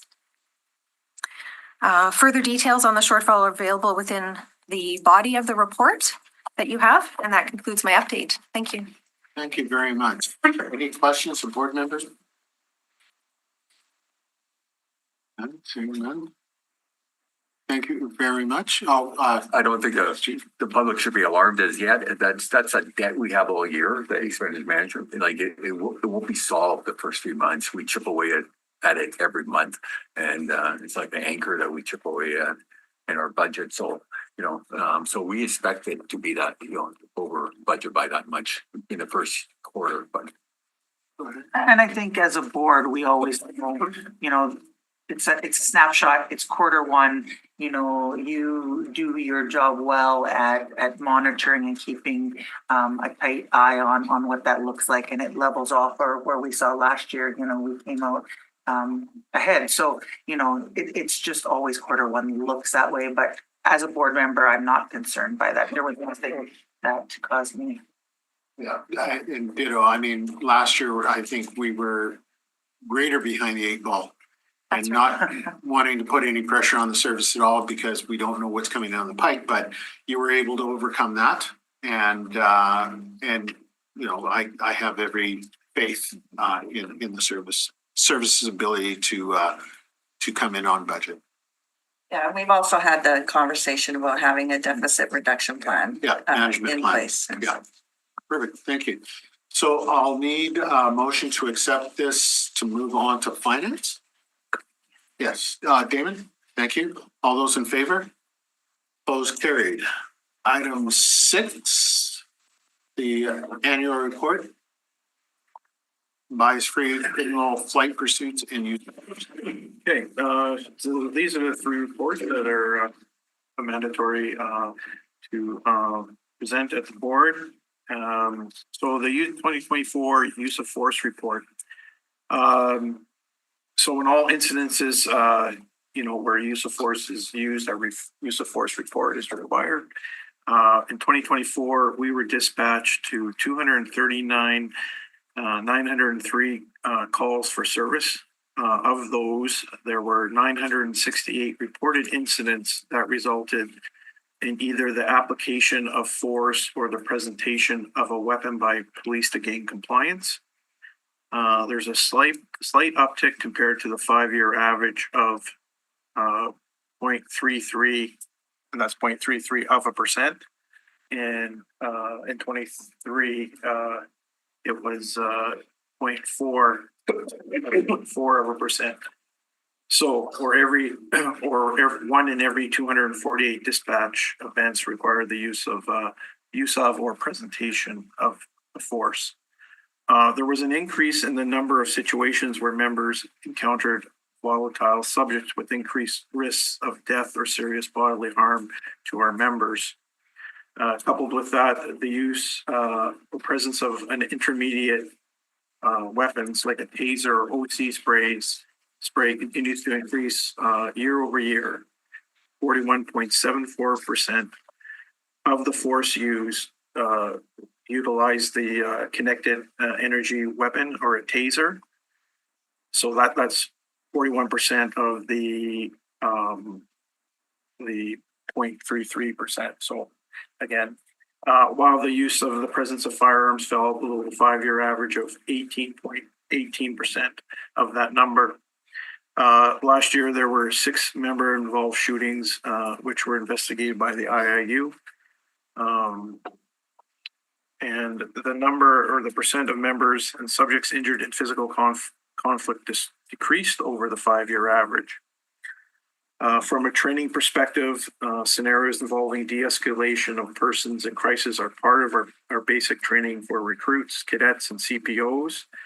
but they're also used for our senior member recertification training, which is every second year. It's mandatory that they go through that. So that is the highlight of the 2024 use of force report. Were there any questions on that piece? Yeah, so, and I'm looking at this stat, in terms of use of force, it's 0.40 or 99.6% of dispatch events without using force. Correct. So, I mean, while it's a slight increase from the previous year or from, the 5-year average, can you speak to the current situation where, I mean, if there is use of force deployed, if it's individuals who may be experiencing a traumatic experience such as a meth psychosis. And so it becomes necessary in terms of effectively dealing with that individual so they're not causing harm to themselves or to others, that use of force is deployed. So that's where the potential increase would come from. Right. Yeah. So our,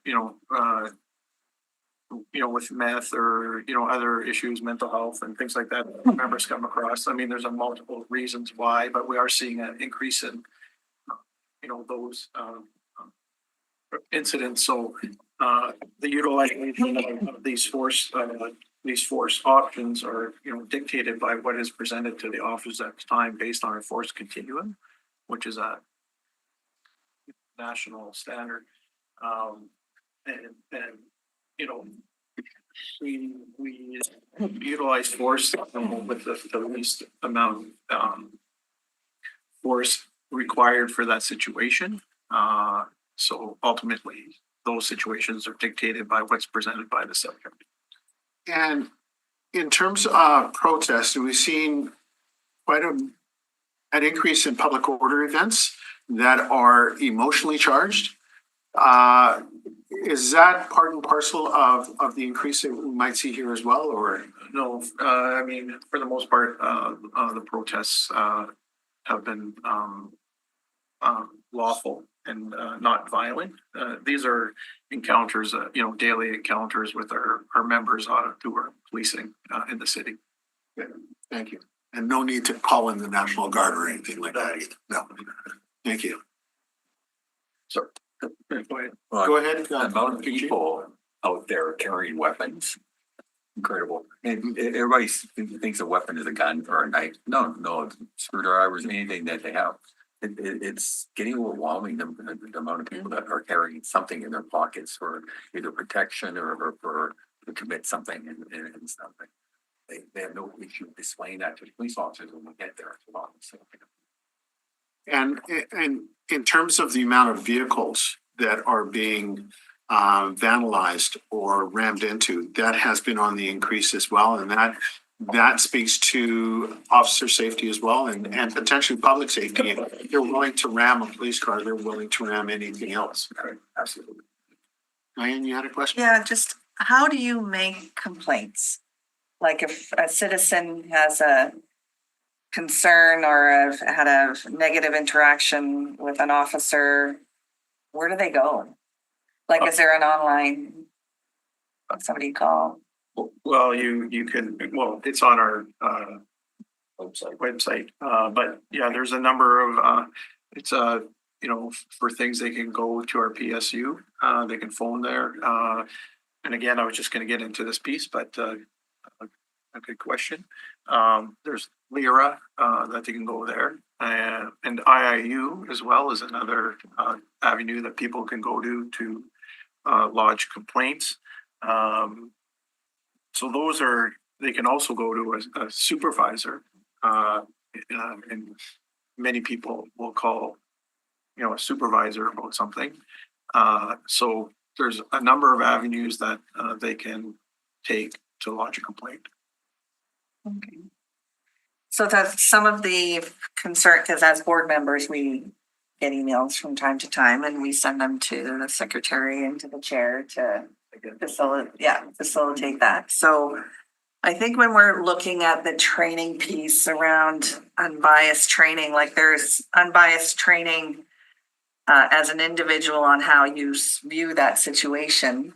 But also unbiased training should include what the other person is seeing on the other side. So when an officer is coming towards a car and there's a young Indigenous woman driving and, you know, they got their hand on their, you know, their side, looks like it's on their gun, and, you know, that can be really intimidating for a young Indigenous woman. And so in terms of the training, is there, would that be included around how to approach certain situations so you're not scaring people? Yeah. There is some of that training, specifically for people who are in a mental health crisis. There's training where we put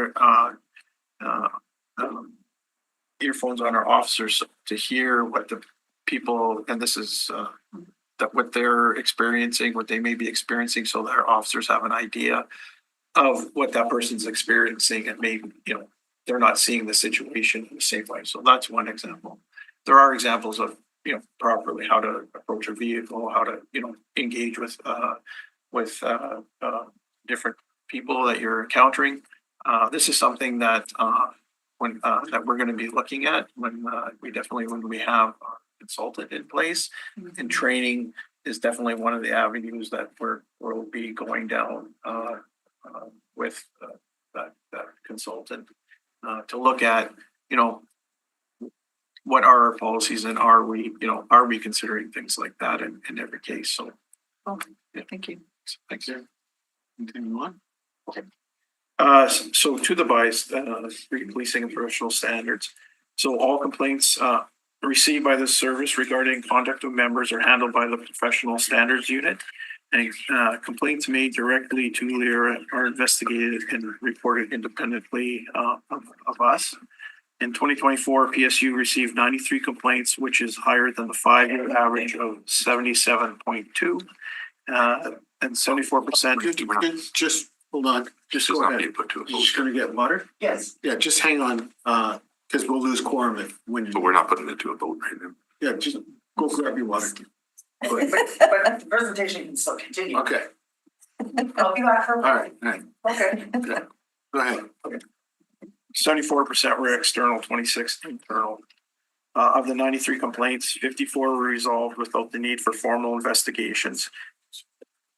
They were resolved by clarifying policy, explaining laws, or determining that the complaints do not involve officers.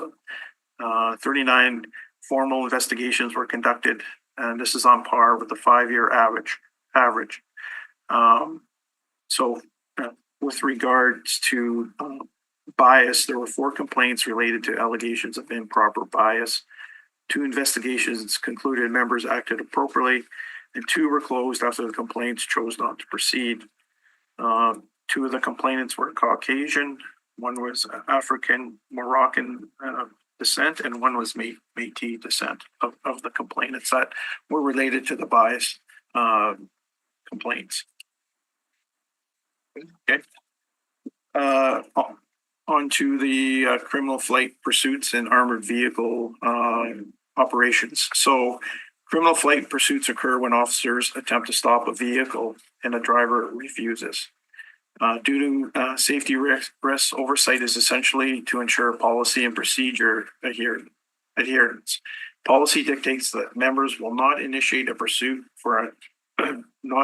will only initiate a pursuit for known criminal code or CDSA offenses.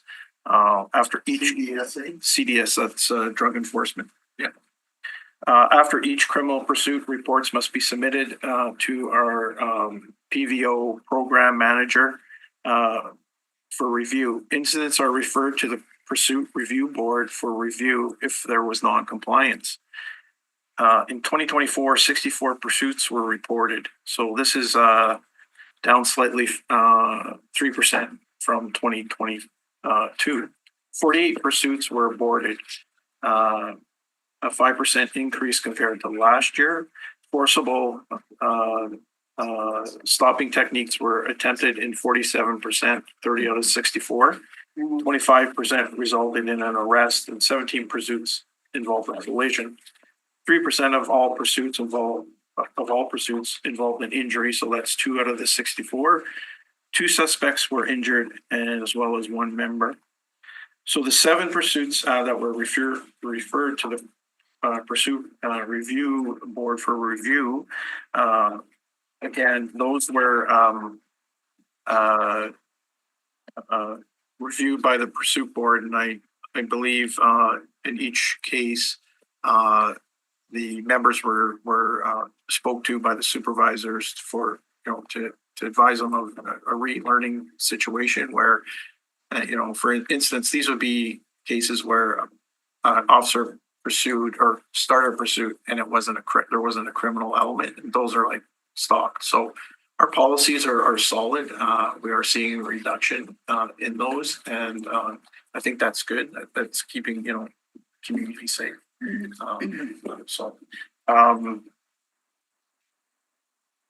And then as far as Air One was involved in 11 of the 64 pursuits. So that's a good thing, because when in these pursuits, when they're ongoing, obviously there's a danger to the public and our members. Anytime we can give that pursuit over to Air One that's a great thing, because no one knows that Air One's up there. Everyone stops, backs off, and that person now won't feel like they're being pursued, but eventually they stop. You can't get away from the eye in the sky kind of thing. So those are usually result in arrests being made and keeping people from usually these are stolen vehicles for the most part, so safely bring people into custody. The armored response vehicle was deployed 87 times for tactical operations, 49 planned events, and then 38 that were unplanned, but half of those involved firearms where incidents occurred where it was required to deploy that tool. Planned event? A planned event would be search warrants. Okay. Yeah. And that concludes my 3 mandatory reports. Okay, any questions, board members? Seeing none, we need to accept this as information. It's not going anywhere, correct? Correct. Yeah. Diane, thank you. All those in favor? Opposed, carried. We have items 7 and 8, which we will move by consent agenda, as they are just public information that anybody has access to. So need a motion to accept it as, thank you, Diane. All those in favor? Opposed, carried. Move on to item 9, which is the board effectiveness evaluation. There is an attachment, which is the actual report. I will speak to that. So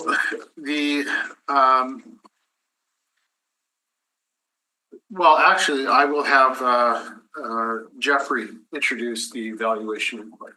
Sure. So this is the report that was conducted by the City of Winnipeg solicitor evaluating the board's effectiveness. This is a requirement of the Manitoba Police Commission and of provincial regulation that police boards conduct a regular evaluation, self-evaluation and evaluation by partners and stakeholders. It was conducted this year by an anonymous survey distributed by the city solicitor, asking several questions on a range of the board's functions and purpose. All 7 board members responded as they were required to, as well as 13 external partners.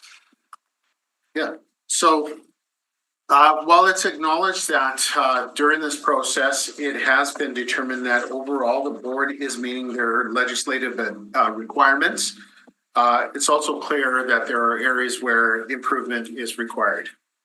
Over the last, I would say 2 years now, since the iteration of this board, we've been involved in the landfill search. We've been involved with the hiring of a new chief. We've been involved with some internal issues of the board. We've hired a new executive director and secretary to the board. So a lot of the work that the board does in terms of liaising and engaging with the community has not been able to happen as a result of all of the work that we've been doing as a board. So this is now an opportunity, and especially with the fact that we are launching our strategic recruitment, our 4-year strategic plan, and getting out in front of the community and engaging with the community, and have a clear plan in terms of transformational change that we want to see. This will be a great opportunity for us as a board to get out in front of the community again and do the work that the board is required to do. So that's the commitment of this board. Again, engaging with the community and hearing and understanding what the community needs, values, and expectations are as we develop our strategic plan. So with that, I'll leave it for other questions and comments. Damon. So we had our first, it was our first engagement yesterday, right? And overall, it was fairly good. And correct me, Jeff, if I'm wrong, but I did not see any representation of the Filipino community there. That's correct. They were invited, two separate organizations to represent Filipino communities in Winnipeg were invited. I reached out to them a second time after I hadn't heard from them for a few weeks, and we ultimately didn't receive a response in time for yesterday's event. Okay, little concern there because, you know, that's the single largest community other than ours in the city, and it's an important community. It's a community that's, you know, making a contribution to our city and province on a large scale. And so maybe some of us are connected to that community, and maybe we can encourage them to get out. I'm sure they have issues. Or we go to them. Yeah. Well, and as a matter of fact, the area counselor for the Maples, Counselor Sharma, has reached out to me and is interested in a session, strategic planning session. And the Maples area is a large population of Filipino and East Indo-Canadian community as well. So I'm certain we'll get proper representation from that community as we host an event there. One other comment too, so, and this is just my own perspective, doesn't mean I'm right, but I think this is going to be one of the most critical strategic plans that we have the opportunity to engage in. And from the reports we listened to today, there's strong signals from the department that they're really making an effort to get better. You know, community engagement, hearing community leaders speak to you about the issues. But over and above that, I mean, to me, the police service is partially a victim, like the rest of us. And primarily to a lack of what I feel is responsible leadership on the part of our federal government related to Indigenous peoples. And it appears to be continuing even with the new government. And oftentimes it's predicated by economic concerns of the government. So they trump, in fact, use the word, they trump the common sense around the social needs of our society. And for the Indigenous community, we need to appreciate, and this is where the Western cities have so much in common. It's down east too, but cities like Toronto are so big that our community, you know, is tiny compared to the rest of the population. But the issues are there too. But the Western cities have the largest per capita populations of Indigenous peoples in this whole country. The historic policy of our primary was the Department of Indian Affairs. Now it's two departments, so Crown Relations and Indigenous Services.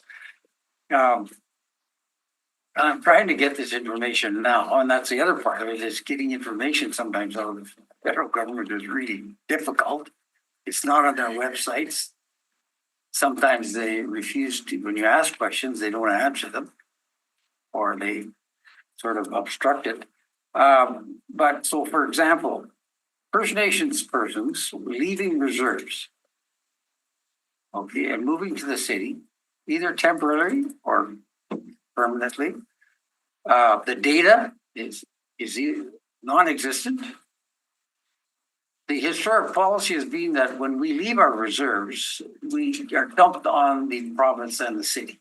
So the federal government is acting to disregard its historic, fiduciary, and other treaty obligations to us. And we need to understand that Indigenous peoples, we have rights coming out of our ears. We got more rights than any other group in the society. But they, again, at most time appear to be almost meaningless because they are disregarded. And we are all paying a price for that. And then the activities that the federal government is willing to undertake and fund relative to First Nations, Métis, Inuit, and urban are hugely different. And the urban, so I said this before to you, 80% of Indigenous people now live off reserve. A huge portion of that is Métis because they've always been off reserve. And then there's historic people like myself who were born non-status, were born off our reserve. And there's a huge number of those. And then, like I say, the policy where if we leave our reserves, we're dumped on the province and the city. And that flies in the face that we know this historic intergenerational trauma, damage done to our people by legislation and policy, emanates primarily from the federal government and continues because the resources for us as leaders to start truly addressing these issues in a concerted way, it's not there. So this strategic plan, so for example, yesterday I attended an online session with the newer Toronto Community Crisis Service. Powerful structure. We need to bring something like that here. I mean, we're doing some good things, downtown community safety patrol, etc. But this is leading edge, and it involves everyone: the police, fire department, the community, and the Indigenous community has a structured organization that provides people to that initiative citywide. And it's got it's evaluated, it's been evaluated, and it's working. And it's working better than anything that's worked before. So with this new strategic plan, we have an opportunity to really look at these things in a very broad and encompassing way. And then within ourselves, build a consensus, the city, the province, and then maybe we go together to the federal government to get some more and better attention on Indigenous issues in this country. Because right now, I still feel we're losing ground. Yesterday, I'm driving around the city on Selkirk Avenue. I see an Indigenous person out on the ground. Fire department was there waiting, I guess, for an ambulance to come. And then I seen another one over by the 24/7 that didn't Waymack, lying on the sidewalk. Nobody with that person, and they were, I don't know if they were okay or not. You know what I mean? So, and then last week I read a report from Victoria, BC. Now it's a much smaller city than Winnipeg, but the fentanyl impact is just.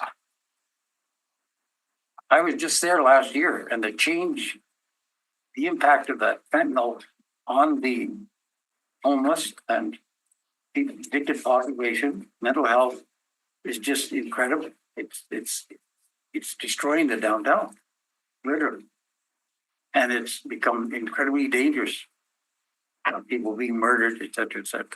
So they're a microcosm of us. And so in our planning, you know, are we looking at that kind of information and saying to ourselves, you know, can that happen here?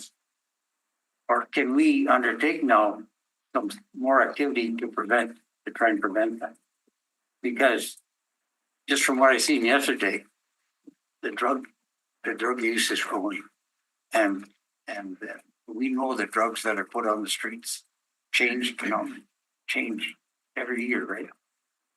So I don't want to overstate this, but I think this is so critical. And you know, I recognize the good work being done by the police service, but you can't do it alone. And so we have to answer that question together. What is better? What are things can be done better by community or with community rather than just the police service alone? Because you're drowning, and you'll drown more if we don't get a better handle on this. So I'll stop there. Thank you. No, I was on that call as well, and definitely, you know, there's some things that lessons learned, and definitely programs, initiatives that we can, you know, start here as well. So, and again, looking forward to, you know, once the strategic plan is decided on, forging ahead. So, thank you. Thank you. Any other questions or comments? Go ahead. So this report is an evaluation on our work. It's been, you know, over the last 2 years. I think that when we saw the comments in this report that we made about ourselves, it's very clear that we missed the mark on what our mandate was. We missed what our purpose was. We missed for various reasons. But, you know, I have such an appreciation for the makeup of this board, from the diversity, from the life experiences, and what all of us bring to the table and what we can all be doing. We did commit, and we have talked about this as a board, to do better. We have to do better because we are a piece, just like the service is a piece and the members are a piece and the public is a piece. We're all a piece in this together. And this report clearly identifies that we failed our mandate. We're not living up to the expectations that people should expect from us. We are put in this place by varying bodies, whether that be the city of Winnipeg or the province, to guide and help you, the service and the chief, or the service through the chief. That's our job. And I know that there have been big hurdles this past 2 years. And so you weren't necessarily here all the time in your current capacity. It's only been 12 weeks for you. But as a member of the executive, we should apologize to you for the misguidance that we've offered over the last 2 years. It's been difficult for everybody. And I want you to know that I, as a member, and I'm going to speak for the entire board on this, is that we are committed to doing better. We see better days, and you will see the efforts through our strategic planning session that we need to do better. And I'm looking forward to the future, you know, the days ahead, the weeks, the months ahead. I think the public consultation is something that those of us that have been around for a little while have been longing to see. And for several reasons that hasn't happened. So the desire's been there, but please accept our apology for the difficult times that we've had, and I look forward to moving forward through this. And please continue to reach out to us. We're not always going to, you know, be on the same page or see eye to eye, but now's the time for us to realign, to reset our actions as a board and do better. And that's what it would end with. Thank you very much for your comments, and definitely, you know, I've made a commitment to collaborate and work with the board and the city and the province and the community. So I think this is a good time, like you said, of a reset, and, you know, trying to move forward and making, you know, the community a better place for everybody. So again, thank you for your comments. Thank you. If I can just add to that, and thank you very much, Colleen. You know, at the board level, we are working now, we have our subcommittees in our terms of reference for each of those subcommittees, strategic planning, governance, and finance, that we're committed to working through as well, and that subcommittee chairs for each of those subcommittees. And also, as Manitoba's director for the Canadian Association of Police Governance, we're working on a suite of training materials for boards across Canada. It's simply a situation or an issue where boards across Canada, and again, you know, they're comprised of people from different backgrounds, and they're comprised of people with different areas of input into policing. So again, it's not standard in terms of everybody's edification of what the roles of board members are, and also recognizing that each board across Canada or multiple boards across Canada operate in different fashions. Some have staff, some have their responsibility is not just the chief, it's the entire service. So the makeup and composition of boards are completely different. So training is necessary to get everybody on the same page, and that's something that the national board is working on as well. So to Colleen's point, in terms of working more collaboratively together and working from a common point of interest, I think you're going to see that align a lot better as we go forward. And just in terms of this board, having the ability to work, you know, with the subcommittees, with the terms of reference that have been established, I think you're going to see a lot, this board working a lot more comprehensively together as one unit. So again, thank you for, you know, the work that you do, and you'll see that reflected in the work that we do as a board as well. Okay. Any other comments? I just want to say, you know, I was acting chief for 50 months, and there were some frustrations, for sure. But there was also some really good moments as well with the budget, with getting some additional police officers. And sometimes in the last few months, or you reached out to me and said, "Hey, hang in there." The last few months, I was acting chief, and I appreciate that. So thank you for that.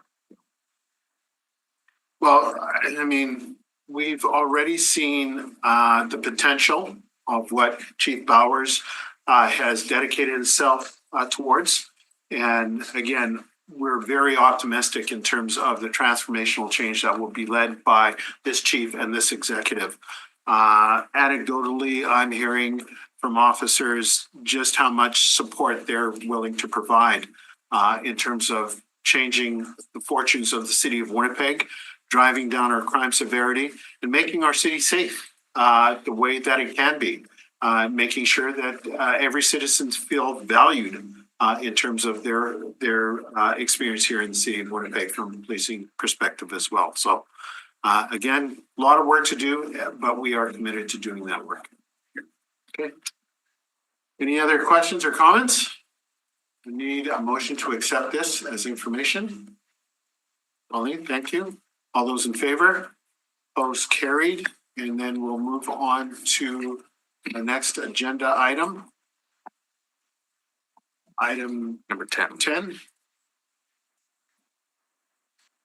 So number 10 is the Environment for Policing in Winnipeg report for 2025. This is an annual report that the board prepares and publishes that is designed to introduce at least some of the factors that influence the administrative organization and delivery of policing in the city of Winnipeg, and some of the factors that go towards crime statistics and socioeconomic determinants, policy legislation, other justice system influences. It's by no means exhaustive of all of those things, because as we know, 1,000 pages could be written on all of those. So it's really just meant to scratch the surface and start the conversation as the board goes out into the community to engage and hear from people on what their needs, values, and expectations are.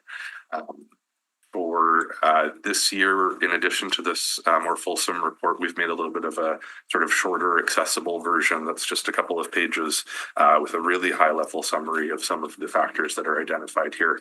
That's currently available on our website, and we've been handing it out as we engage at some of the sessions that we're doing. There's been some really great feedback so far. People have really taken it in and had some thoughtful questions put to us yesterday on items that are in there. I know that at one point we had discussed, and it was something that was presented or provided to the board previously. I guess, for lack of a better word, a cheat sheet that would provide information on data on an annual basis. Is that being developed for the board's purpose? So that came from the services annual statistical report and really focused on some of the crime stats and police resources. I won't speak for them on if that's something that's still produced. I know what you're referring to. We can certainly get that to the board. Yeah. Thank you. Any other questions, comments? Seeing none, Seek a motion to be approved for publishing. motion to approve for publishing. Mover, Colleen, thank you. All those in favor? Opposed, carried. Addendum reports. Report from the strategic planning steering committee. Move that to you. Sure. Maybe I'll speak on behalf of Daphne Penrose, who's the subcommittee chair and is away ill today. I won't read out the report. It's there. I'll just maybe highlight some of the ways that the board has put out to the community as opportunities to engage. The first method we put out was a survey available on our website for individuals to go and share their thoughts in response to some structured questions that the board developed. I can say that as of this morning, we've had 295 responses to that survey. And every time I go in and look at the responses, I'm thrilled with the level of care that people have put into their answer. That's really informative. And as we get farther into this process, where it comes to the evaluation of some of the quantitative comments that they've made, there's a lot of really good stuff to go off of there. Over the coming weeks, we're hosting some events open to the public for the public to come in and meet with the board and have a sort of open host discussion on the matters that are important to them. So June 25th at 5 p.m. at the Bronx Park Community Center on Henderson Highway. We're hosting a session there. And then July 23rd at the Fort Rouge Leisure Center at the Osborne Library, again at 5 p.m. And the details of which is all can be found on our website. But so the board will be out there meeting with individuals from the public.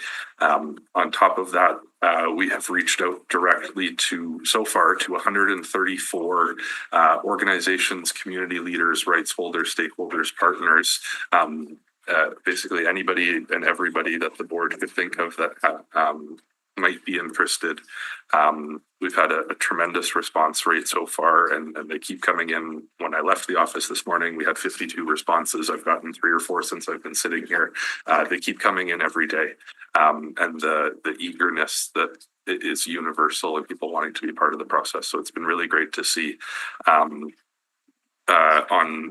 yesterday, Thursday, Daphne and Damon and I were at an engagement session we hosted that we directly invited members of organizations that represent newcomer faith-based and cultural-based organizations. We had about 13 representatives, a really great discussion over a couple of hours about the priorities that the communities they represent and their individual experiences. I can't stress enough how impressed I've been with the level of attention and care that people are putting into the engagement that they've had with the board. So we continue to have an open invitation to anyone who's interested in having a say. There's information on our website, winnipegpoliceboard.ca. There's email and survey and ways to get a hold of us from. Great, thank you. Any questions, board members? Go ahead, Diane. Well, I think this is, what we're doing with this, developing this strategic plan is, our action to we just talked about the evaluation and how things are going to be, how we're going to do better. And this is an example of how we're doing better, engaging with the community in a whole bunch of different ways, reducing any barrier for people to have a say, whether you're a citizen, you're part of a group, you're part of an organization. And certainly what's of great interest for, as I sit here, is how we're engaging with the rights holders, the First Nation governments, Métis leaders and Inuit leaders, and then the urban Indigenous population that we are, we're doing good. And so I want to acknowledge that for, it's going to be really busy for board members, and it'll be a bit of an information overload for some that are come from different sectors, and it's all good. So this is really the community building, co-developing a strategic plan, and so I want to just acknowledge that for us as a board and for how we are going to be better moving forward. Very good. Thank you. Any other comments? Thank you. All right, need a motion to accept this as information. It's just suspend the rules to consider. Oh, yeah, so I need a motion to suspend the rules to consider the agenda items. Damon, thank you. All those in favor? Opposed, carried. Now need a motion to accept this as information. Colleen, thank you. All those in favor? Opposed, carried. And item 12. Delegation of authority to Chief of Police. I can speak to this item. I know that. I wonder if maybe the service can introduce it. It's their report. They brought forward. Go ahead. Yeah. I think you approved it before. Yeah. Already. It's kind of what you just talked about before about helping us and helping service. Streamline, like if you think I'm a dinosaur, some of these procedures that we have to follow are, they need to be corrected, and some of the red tape needs to be corrected. And so there's certain authorities that we can do within house, and we should do it within house. Yeah. So and we've done this before in the past with the previous chief, so I know that it's par for the course. We don't think you're a dinosaur.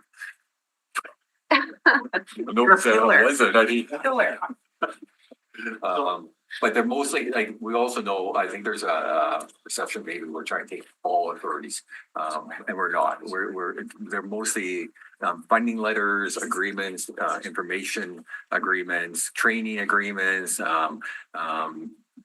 funding for certain units and stuff, agreements that should go to the chief of police, but what's ending up now, they all go through to EPC and then council, and council gets put in a predicament where they talk about operations, they talk about things they shouldn't be talking about. They should be just talking about approving the funding source or the information source. So we need to get rid of that red tape and give them authority. Broadly speaking, I think that's something that the board identified even within the effectiveness evaluation is a sort of review of all of the governing bylaws, rules, regulations, for anything that the board can do to help alleviate some of those burdens and make sure, because there have been substantial changes even at the legislation level in the Police Services Act. And so I think it's been recognized that there's probably work that can be done to make sure that everything's in line. And the reports is still come to the board, but the critical path would be the chief of police to sign off, not EPC and council.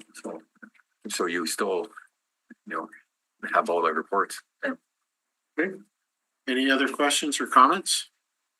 Seeing none, I need a motion to accept this. Damon, all those in favor? Opposed, carried. And so for clarity, it's approving it and approving its advancement through to EPC and council. Correct. Need a motion to adjourn? Colleen, all those in favor? Opposed, carried. We stand adjourned.